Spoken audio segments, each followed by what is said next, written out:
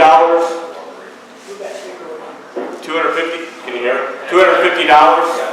And he had the vacuum pump, it was $250, and his product was $100. I'm like, well, what do you do? And he's, well, I stabilize wood. I'm like, well, what do you do with stabilized wood? He's, well, you turn it. I said, okay. So we had this really pretty piece of spalted maple in his vacuum, and it was being stabilized. So I said, what do you do with that? He goes, well, I can turn it. I said, well, I can get a regular piece of spalted maple, and I can turn that too without spending $600. Oh, he goes, but that's not stabilized. So that, I'm like, whatever. So I didn't even think about it. Literally, that's what he did. Yeah, whatever. I'm not going to spend $600 on something that I think I already can kind of do. About 3 years ago, I went to Collinsville, and Barry Gross was up there, and he was turning the pin. And I was looking at the blank, and he had this hybrid blank. I'm like, well, what is this? He said, well, it's wood and acrylic. I said, well, that's really, really cool. And I said, well, how do you do that? He goes, well, I stabilize the wood, and I add this stuff to it. I'm like, well, I kind of remember something. He goes, yeah, you got to do this. I'm like, well, this is intriguing. So now you've got me hooked. So that's where I'm coming from. So I've watched a lot of videos. I've done a lot of turnings, castings, and I stabilize everything from wood to coffee beans to magnolia pods, pine cones, sweet gumballs. The only two things that I don't stabilize are feathers and flowers, but I do cast them also. So that's where we're at right now. What I did was I went to Walmart and I got a cookie jar, like $12, and I've got a pump, and I vacuum chuck. So I thought, well, I can use my vacuum pump for chucking, and then I just took some stuff from the plumbing supply. I think I bought this off the thing for $15 or something like that, the plumbing. And then what we're going to do is we're going to show you what it looks like. So I got some Choya blanks. I got some burl. Okay. And then we're going to use that stuff that guy 6 years ago, it's $100 a gallon. Well, it's still about $100 a gallon. So you pour that in there, and this is cactus juice.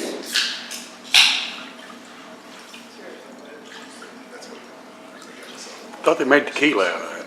What's that? I thought they made tequila out of that.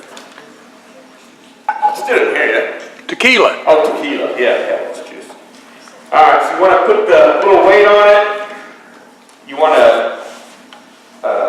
get it up above what you're going to stabilize, about a ½ inch or so. Maybe an inch. I think that'd be good. Okay, so all I have right now is I've got a weight that's holding down my stuff I'm going to stabilize. I'm going to put turn my pump on. I think. The other side. Yeah.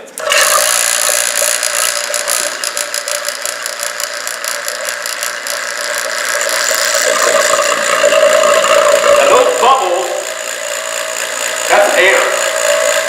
I'm sucking the air out of the Choya and the burl and stuff like that. And I got to use a valve to control how much I'm sucking, otherwise this would come up and it'd go in your line and mess it up. You got to have a line to bleed off. But all this is I'm stabilizing. What this does is I'm sucking out the air and it's going to fill with resin.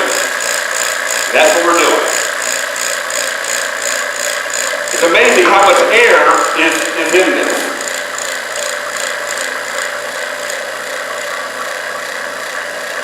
And my vacuum right now, I'm running at a 29 below mercury, or something like that. I don't know what they're calling it. But right now that will sit, and I'll let that vacuum for an hour and a half till these bubbles come down to nothing. And then I will let it sit in there for 3, 4 days, maybe a week, because afterwards, after it's just sitting there, you get more and more product inside of the wood. Even if you can't pull it out, you gotta leave it submerged. So that's You leave your pump running all that time, or? No, I run the pump until I run out of bubbles, and then I shut the pump off, and then just let it sit. You ever come back and have to turn the pump back on later? No, because once you do the initial thing, it's really, it sucks it out, exactly. Now this is just clear cactus juice. Now if you want to, what I do is, if you have smaller ones, is I take cactus juice, and I add a dye to it. This is a green, and there's a red, and obviously these are, I use these, but I would put a piece in there, and it would dye it the color that it is, and stabilize it at the same time. I'll get that resin in there. So that's what you see on eBay. I've got a colored stabilized blank. This is what they're doing. This is one that's not colored. These would be the ones that color. This all I'm doing is they're dyeing the stabilization. Okay. So let's say after 3 or 4 days, I let it sit. I pull it out. Well, we can go check this off. It doesn't matter. So I pull it out, and I put it in a toaster oven. I got this from a yard sale. The temperature degree thing is notoriously bad. So go to the store and buy a little thermometer. You want to bake this at 200 degrees for at least an hour and a half. Some guys leave it overnight. What you don't want to do is you don't want it at 190 because it won't cure right, and you don't want it at 225 because the higher it gets, the resin will literally kind of bubble out of it. You'll lose some of that resin. It'll open the pores too much, and it'll bubble out, and you'll lose some of the actual stabilization. So instead of a cell that's full of resin, you'll have a cell that's full of just air. That's what we got. Okay? So you want to do it 200 degrees. That's why we use this. So I would take it out. I would wrap it in aluminum foil because I don't want it dripping in the bottom of my oven. And then put it in there for at least an hour and a half. If you pull it out and it's a little wet, throw it right back in. If you pull it out, you leave it out, you cannot recatalyze it. It's done. That piece is pretty well ruined.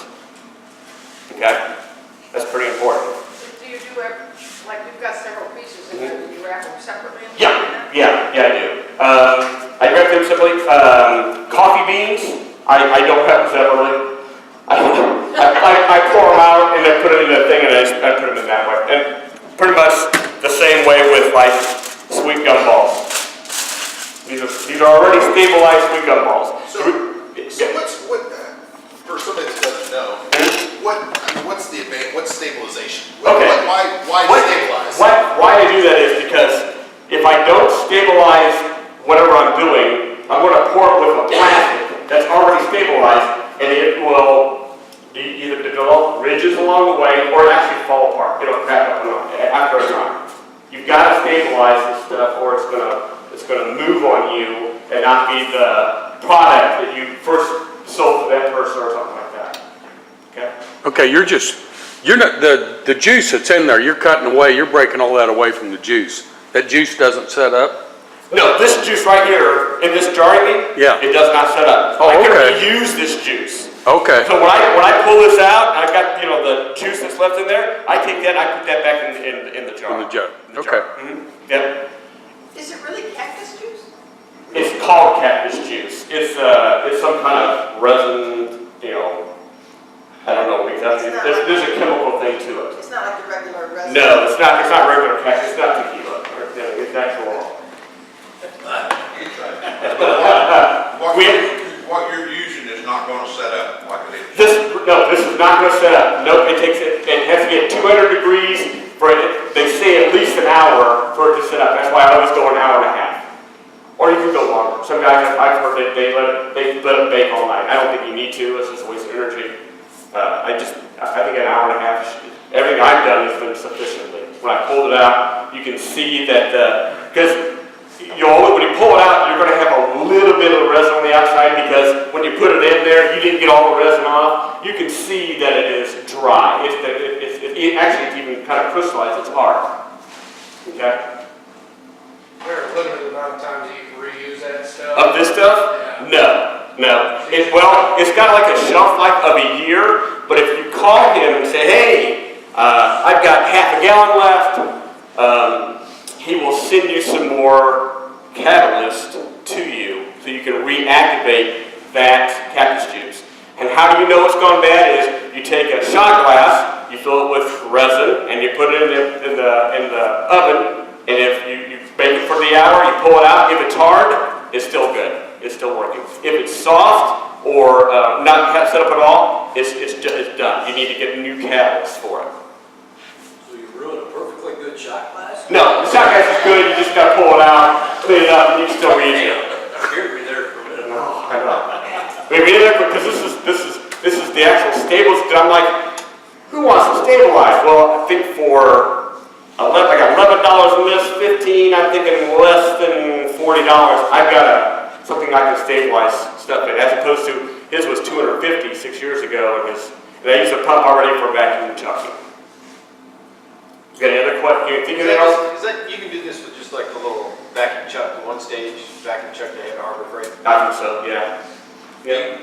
I've seen them do the smaller versions, like these little jars. Yeah, these are just mason jars. That's all these are, white hot jars. With the pump for brakes. But someone said that doesn't get it doesn't sub harden up you need to actually an actual pump, from what I've seen. And even Curtis will say something. If you go on his website, he'll talk about that. Getting really out, pumping out all the air and stuff like that. What kind of dye are you using? Aluminite dyes, good question. When you get online for Aluminite, they've got tons of colors, I just get the little, I think it's 2 ounces. This one, wow, oh, it's 1 ounce. I think they're like $6 a piece. And just a drop or two. They're very concentrated, and that's what the color comes up with. And you mix everything? Yep, I mix the catches. So that way I can color it and stabilize it at the same time. Yep. Now, another neat thing about, I didn't realize that if you didn't have cactus juice, but you wanted to color something, if you got a dye, they have those aniline dyes, you buy them, they're 2 ounces or $21. What I did with this was, I took some maple, and I put it in a jar, and I just put it in blue dye, and I put a vacuum on it. And you can watch the blue come up from the bottom up to the top. And so that way it's blue all the way through. So when I first started, you kind of see what it was before, and then I turned it. So that's the center of it, right? It got all the way through the wood. So I got a red, white, and blue ornament right there. You said that dye was pretty concentrated. How dark does it turn the wood? Does it matter how long you leave it in there, or how much dye you use? Yeah, I haven't had. I mean, you can kind of regulate what you're getting, kind of a deal. You kind of watch it a little bit to see how much you're sucking in, and then you put another color with it. They'll kind of overblend each other, kind of a deal. They're all about the same. How do I say? Concentrate for color. So if I put a green and a blue, or a green and a red, they're going to be. This concentration is about the same, so I'm going to penetrate that green just as much as I'm going to penetrate that red. Well, what I'm asking is, if you put 2 drops in there and you put your wood in, and it comes out and it's a shade pink, it didn't get enough dye. No, it's going to. Do you put more dye in, or do you No, leave it longer? No, it doesn't. The dye it doesn't go to a lighter color. It's that color. Okay. It is. And now it might react with the wood and be a little lighter, but it's not going to go to an actual different color. If you want red, it's going to be red, or blue, or purple, or whatever you kind of think of. Okay, but that's not stabilized. But that's just using a vacuum pump and just using this dye. I think it's kind of a neat idea. Did you completely submerge that in the dye? I did not actually. With the vacuum, it was sucking from the bottom. I kind of watched it go up through the wood. You can kind of see it that way. That's what I did. Then I let it sit there for a while, and then I pulled it out and let it dry, and then I glue, sand them and glue them up and make the order. So, okay, so now I'm in the oven. I pull them out of the oven. I've got this. So now what we're going to do is we're going to cast these. These are sweet gum balls. That's all they are. They've been stabilized. I threw them in the oven because before I cast them, I like to warm them up to get any kind of moisture that's in there, possibly in there, or the outside moisture. So I want to get that taken care of. What I use is I go to the dollar store and I get, these are 12-ounce cups.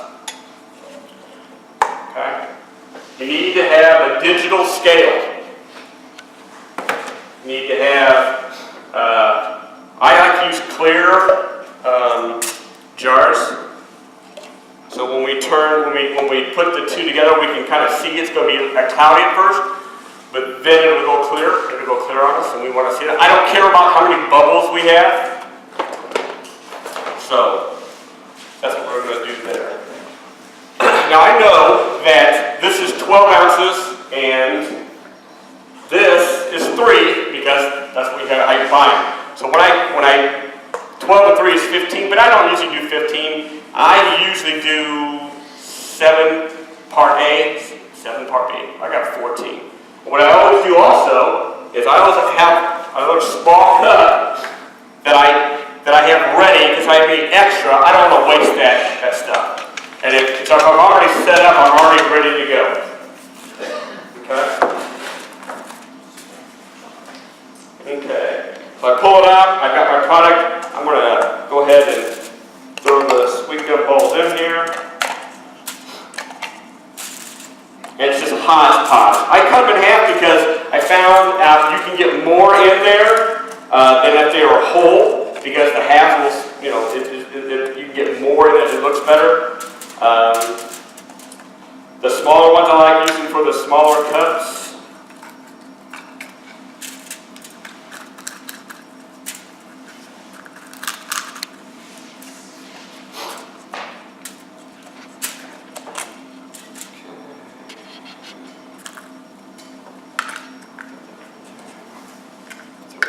Okay.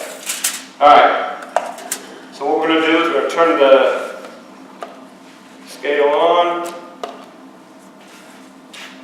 I use Alumilite, and I use Alumilite clear slow set. This is going to give me about a 12-minute operating time. So the other one that's not slow is like a 7 minute. So it gives me 5 extra minutes. So what I'm going to do is I'm going to pour out, I'm zeroed right now, I'm going to pour out 7 grams. 4, 5, 6.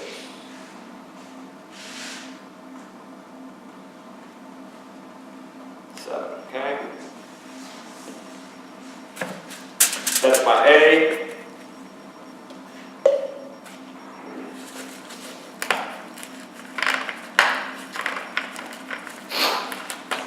Any questions so far? Nothing. And this is my B. I'm pouring this out. Again, I'm going to go to 7.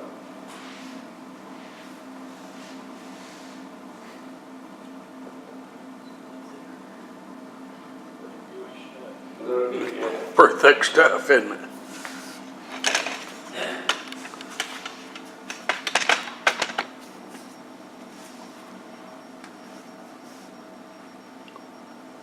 What's that stuff cost there?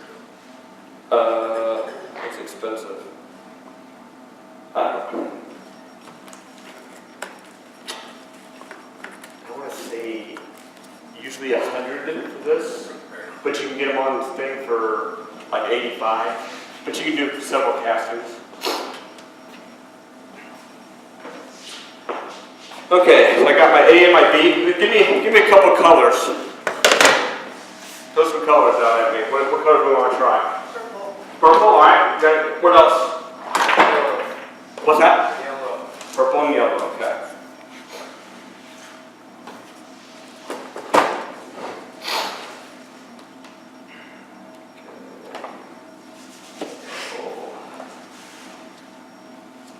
brilliant camera.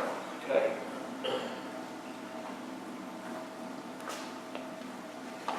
We'll throw a dab of white. Now what we're going to do is, I've got this is a pearlescent powder. It gives a kind of a sparkle to it. So we're going to do that.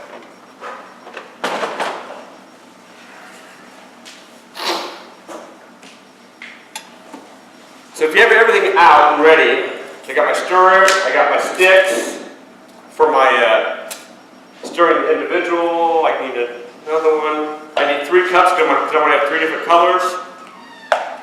Okay. I've got this is my pressure pot.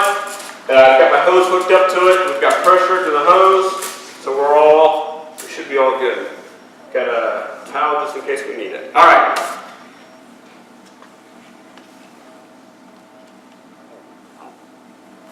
The big thing about this is you've got to mix it.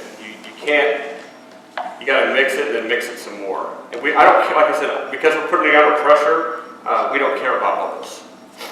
It's not going to be a problem.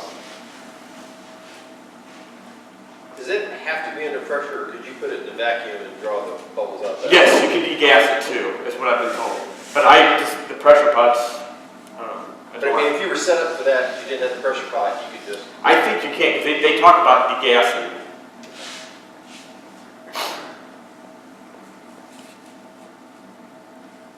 I don't know about applications like that, but I've seen some videos on thinner stuff.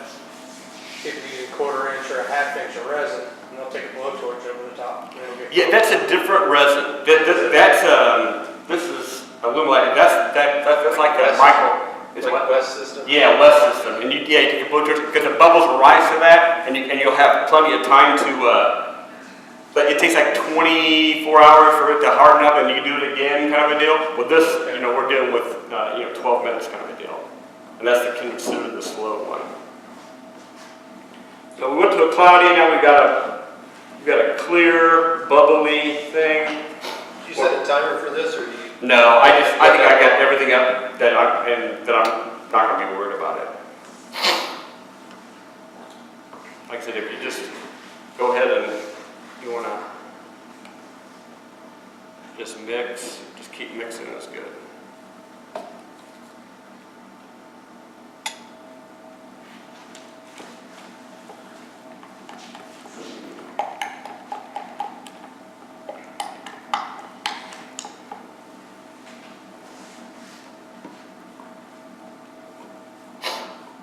Any questions so far? This is kind of boring, I realize, but it's a necessary And the evil. videos I've seen on doing like casting for pen blanks doesn't use the pot. Is that because it's a different resin? Yeah, it's a different resin. Okay. Does he let it sit out? Is that very gross? Yeah, that's it. Yeah, he uses a different resin. By the plastic. It's almost probably more like an epoxy. Yeah, it's a little bit different. Okay, here's my purple.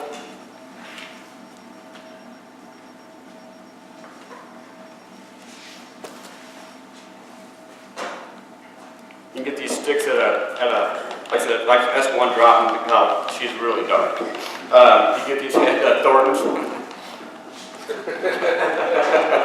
Free. Yeah, they're free. They're ready to- Yeah, there you go. Yes, like I said, don't be afraid to mix it and get bubbles in there. That's no big deal. Okay. There's my yellow, and it's about I don't know. It's about that much. I don't know, I'd say a little more than an eighth, but maybe less than a 1/4 of a teaspoon.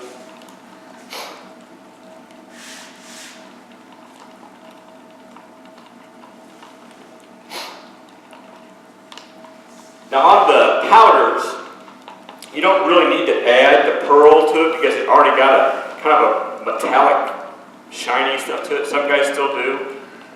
We don't have to. I'm going to add the pearl to the white that we do and to the purple.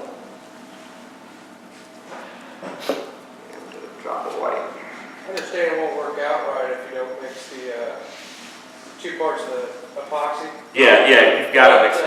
If you don't thoroughly mix the color in there, will it still turn out and have a different? Yeah, you'll have it'll be a little bit different looking though, you know what I mean? You'll have streaks of like, well, especially of the white, but the colors, they blend up so well with it, I've never had a problem with that. But the white, if you don't mix it well enough, you'll have a clear spot in it.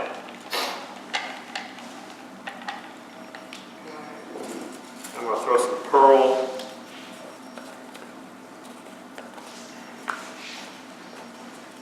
Into the white. Pearl into the purple.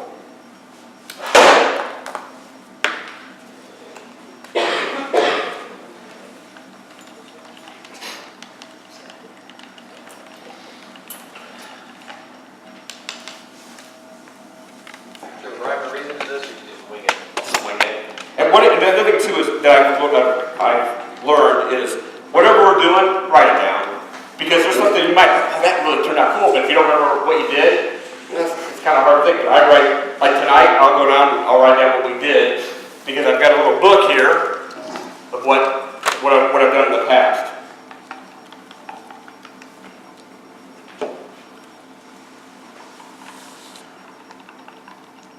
Okay. And what I do is just kind of take my cups.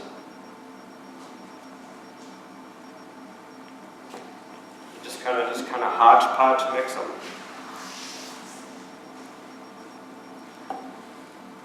Your gumballs are already in that cup? Yeah, my gumballs are in there. Yep, you pour it over them. And so that doesn't all just mix together and turn black, right? No, they stay separate. Let's guess that. Does the epoxy hold this stuff down, or does it matter what you're pouring? No, that's a good question. Here, I'll show you what I do with that too.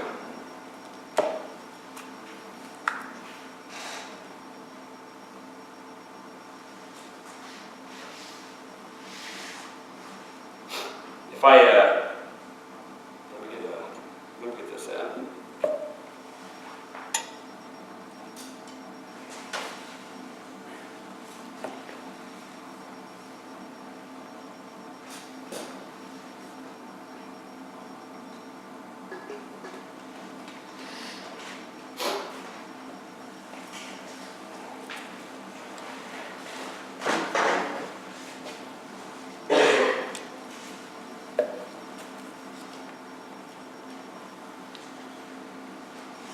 Nope, it doesn't mix all together. It stays pretty separate. I mean, you know what I mean? Get it in.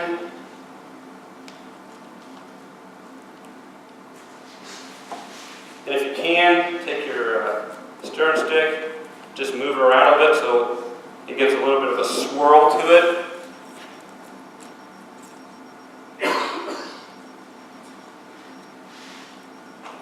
Now you're trying to make sure everything's covered. Kind of, yeah. Well, you can tell it's covered, but just want to, because instead of just two blocks like this, you want it to swirl together so they're intertwined. Then I would take them, I put them in my pressure pot. You have a weight or anything, or you take the top or anything? No, this stuff does fine, and you don't have to. But I'll explain that here in a minute when we do wood.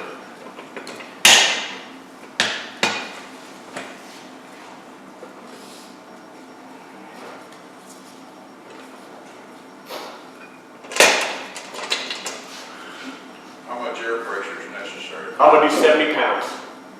This thing goes to 80, I do 70. When you do a pressure pot, make sure you try to keep them, even from side to side, like you're doing a tire on a car.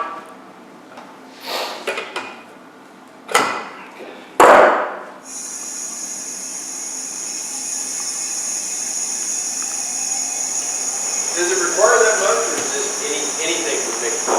I think they say 50, but I go to 70. I think it's what he says is 50, kind of a deal. Just kind of watch.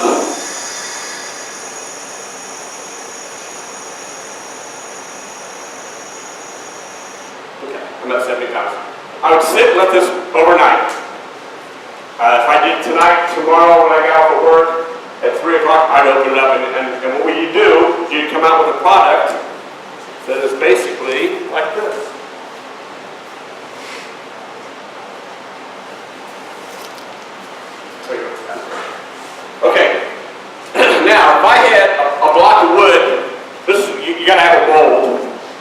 what I did is when elections are going on and all those signs are out there, when the election's done, I go help them and remove some of their signs. Because it's free. What's that? Well, I'm sure, but they gotta catch me to do it.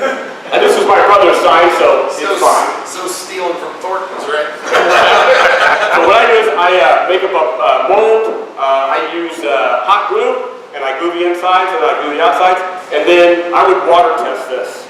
I put water in it to make sure it holds water. Pour it out, dry it off, and then I'm ready to go. Now, if I had a piece of wood, I would take some hot glue, put a dab down there, push my glue my wood to my mold, is what I would do. And then, let's say we want to know how to measure the volume of this. I don't know how much aluminum I like to make. It doesn't tell me, like this tells me 3 ounces, and this is one thing was 12. So how do I measure the volume? What I do is, I take my digital scale, turn it on,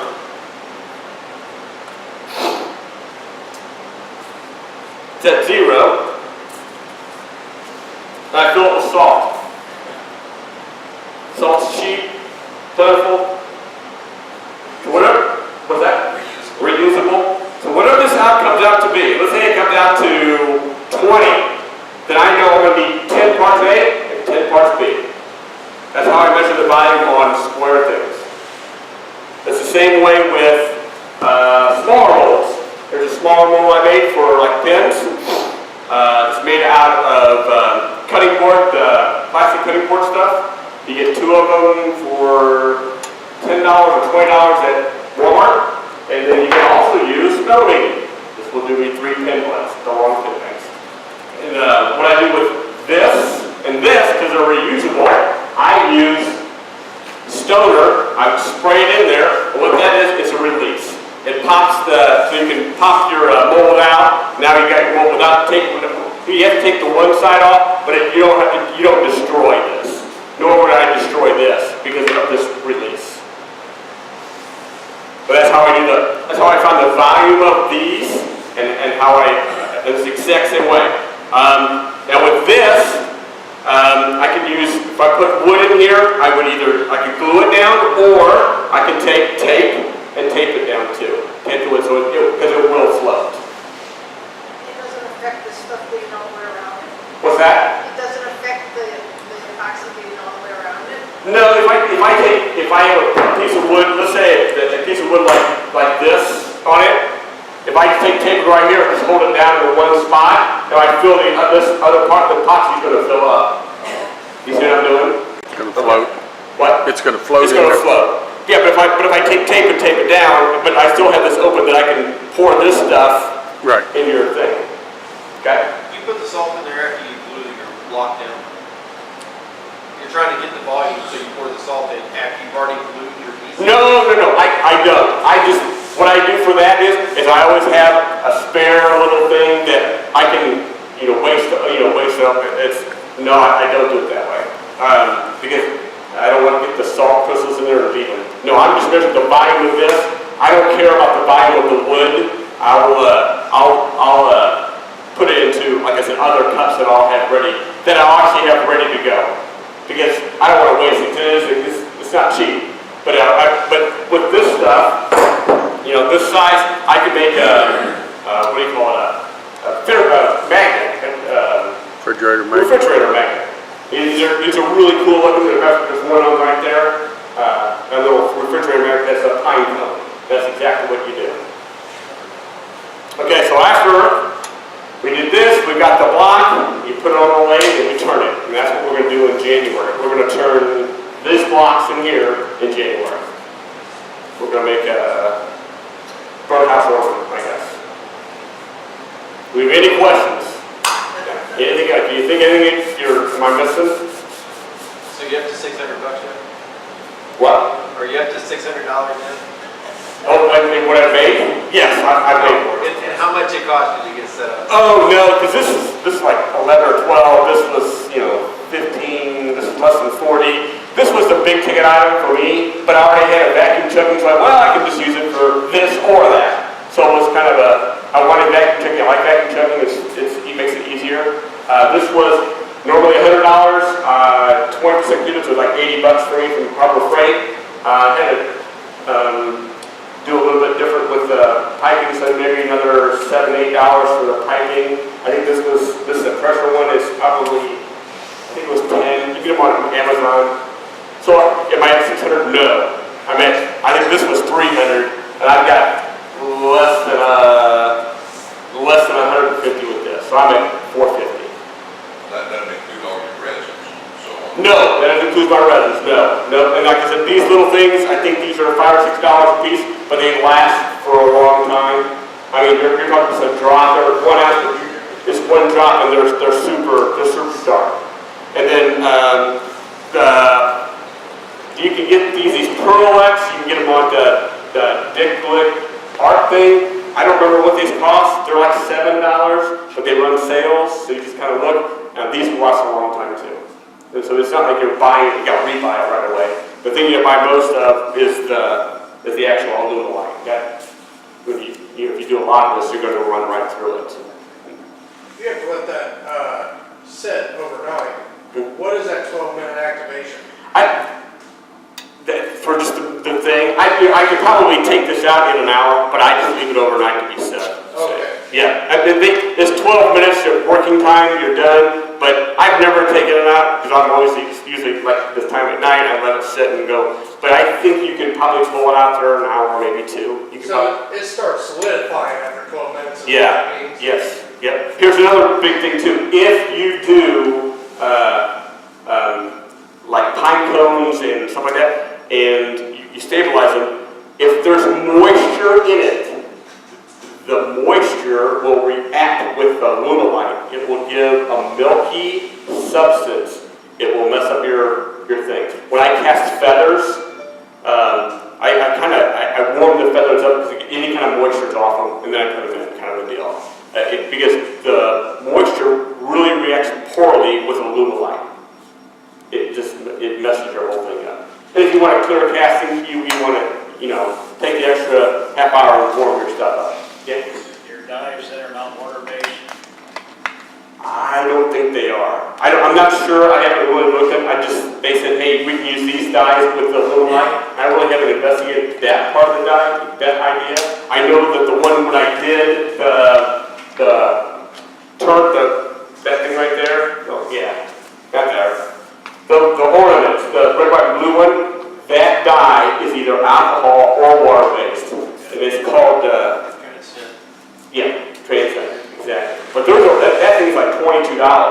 Yeah. The blue one. They're really expensive. But that is water or alcohol. I don't know what these are. I don't know. I didn't really care to, so it didn't really matter to me. Okay, any other questions we can think of? Yep. I actually have an invitation. If you want to come out and break my yard to make stuff out of, you're welcome. Wow, that's really great. Thanks. That's perfect. But when I'm driving around, I can find plenty of sweet gum balls and pine cones. Thank you, though.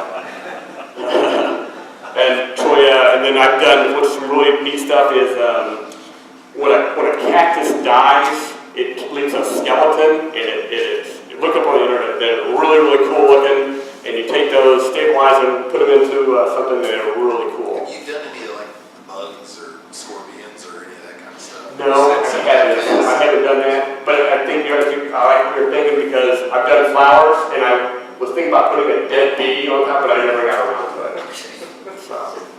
So that would be cool. I have ladybugs you can pick up too. I'm sure those little Japanese beetles would be great too. Yeah. When thinking anything else. You don't have to do the stabilization for the casting here. You do. You do. You've got to, whatever you cast in this, I stabilize it because it will move on you. And you'll have ridges and it possibly will break apart later on. Because of humidity, it's expanding. Exactly, because humidity, exactly. But isn't the other reason that stabilization is good is because you can take some junk wood? Right, yeah, you can take junk or rotten wood and you can really stabilize it and going from punky to make it something that you can actually turn and get, finish and stuff like that. Yeah.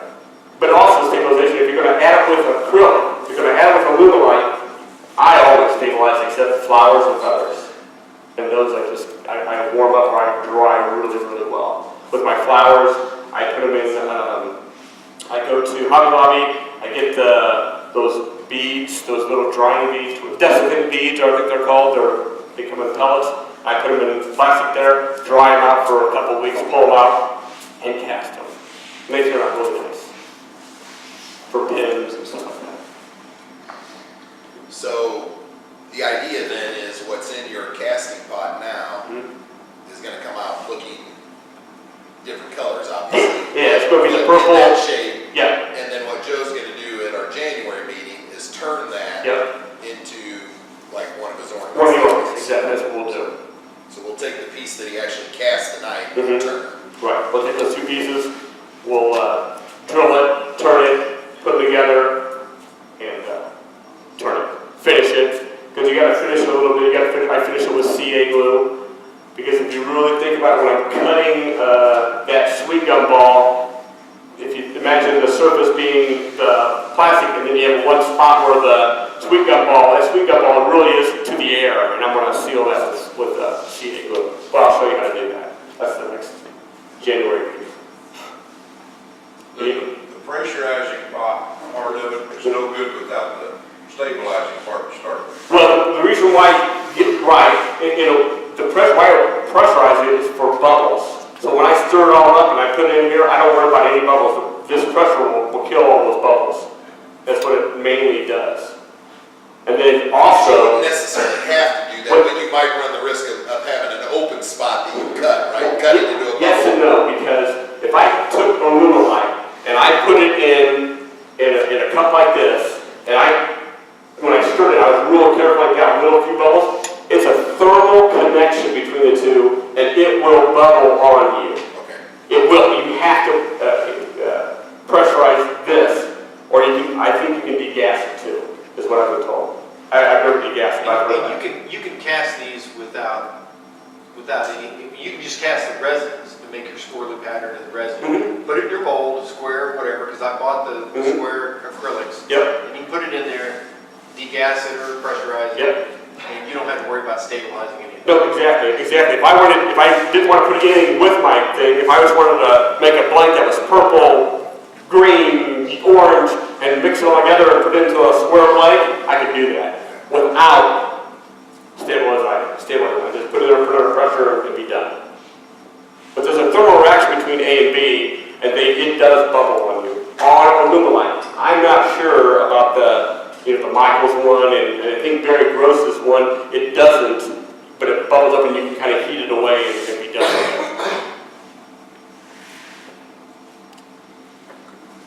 Yep. I read somewhere when you're working with, I think, airline guys especially, you'll be really careful, make sure you wear gloves or something. Yeah. Highly carcinogenic. Yeah. Dyes are you, so you want to be careful. Yeah, you want to Don't get over your skin. Yeah. Don't want to get your clothes. If you mess your clothes up, I splashed on my shirt one day and it's ruined. It's gone. Yeah, just make sure you wear gloves. Yeah, you know, And how long have you had this propensity to do really dangerous stuff? for a long time. And you point out, I think you're wearing nitrile, not latex, correct? Yeah, I'm using my. A lot of the stuff, if you use the latex, it'll just dissolve your latex. Yeah. Or go through the latex. Yeah. Not your nitrile gloves. Okay, anything else we can think of? If you have any questions, later on you want to call me, or you can call me, I'll answer your questions or help you out as much as I can.